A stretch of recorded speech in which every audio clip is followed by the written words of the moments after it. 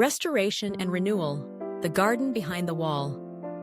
Long ago, in the heart of a crumbling city, stood an ancient stone wall. Behind it lay a garden that no one had entered for generations. People whispered about it, a place once full of color, now consumed by thorns and shadows. No one dared cross the rusted gate until a weary traveler named Lina arrived. Lina had lost everything: her home, her family, her sense of purpose. Wandering through the city's ruins, she was drawn to the wall. Something about the silence behind it called to her, as though it too had known loss. With trembling hands, she pushed open the creaking gate. Inside, the garden was a graveyard of forgotten beauty. Broken fountains, shattered statues, and tangled vines told stories of life once vibrant, now swallowed by neglect. But beneath the decay, Lina saw potential. A single flower bloomed defiantly between two cracked stones. Something stirred inside her. Each day she returned. She cleared the thorns, mended the soil, and whispered to the trees. Seasons passed. Rain fell, sun returned.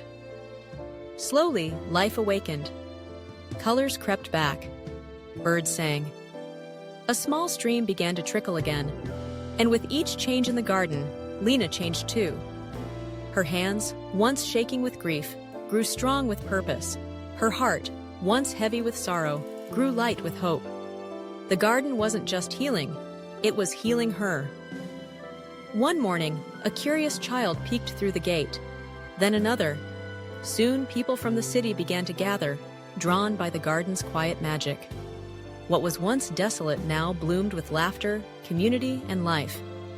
Lina never claimed the garden as hers.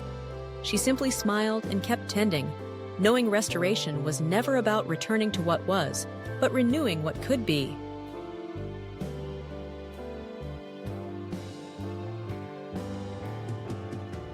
Moral of the story: restoration begins when we dare to face what is broken.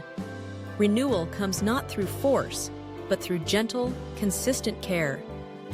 Even the most forgotten places and people can bloom again with love, patience, and hope.